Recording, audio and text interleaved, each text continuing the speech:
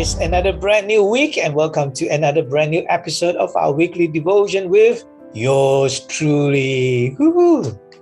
Hey, question. Are you stuck in a box, or are you stuck in a rut that just seems to unable to get out?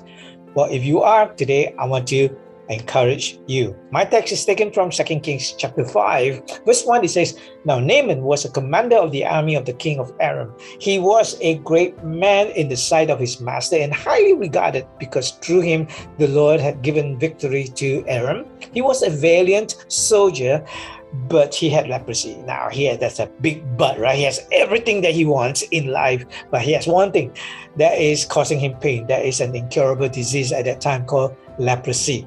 Now, bands of raiders from Aram had gone out and had taken captive a young girl from Israel, and she served Naaman's wife. So the men of King Naaman went into Israel, raped and robbed and took anyone that they want as their slaves, and one of those that they took was this little girl. No name was given to this girl, and so she was taken away from her family to serve as Naaman's wife's slave. And she said to her mistress, "If only my master would see the prophet who is in Samaria, he would cure him of his leprosy."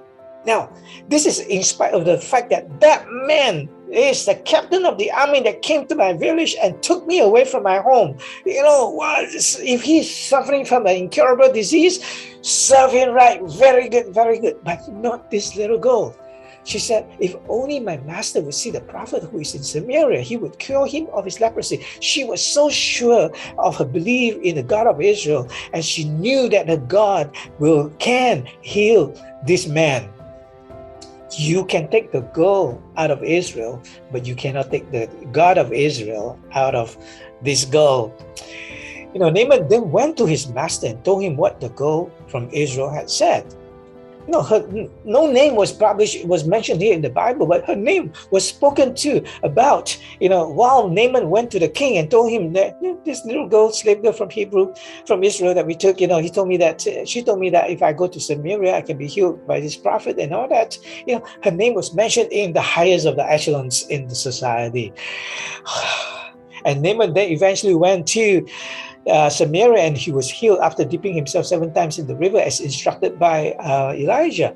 Then he proclaimed, "Now I know that there is no God in all the world except in Israel."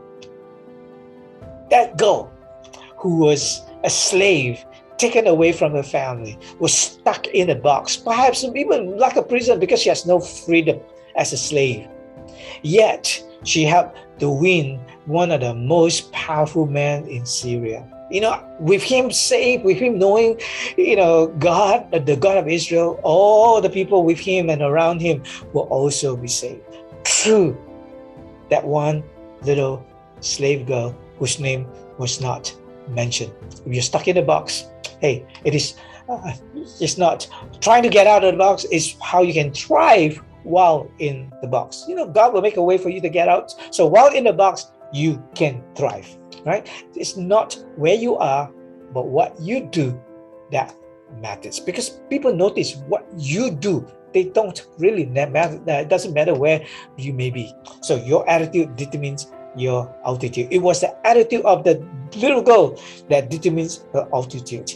Eventually, when Naaman was healed, he tried to give Elijah silver and gold, and all that. Elijah refused. But his generosity as a result of his gratitude towards Elijah can also be repeated, in the life of this little girl. He would have gone home and appreciate that little girl, perhaps give her more freedom, and she can live with luxury, a bit more luxuriously, or maybe was allowed to return home.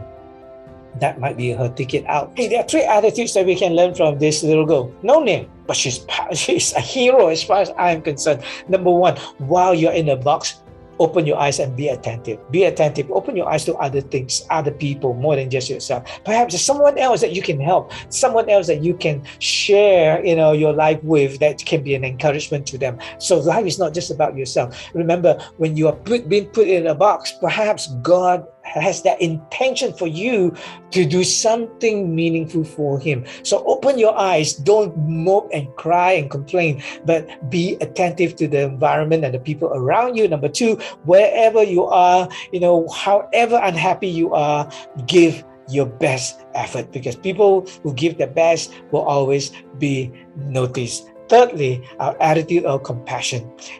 Share and care, because you cannot go wrong with such attitude of, with an attitude of caring and being compassionate to others.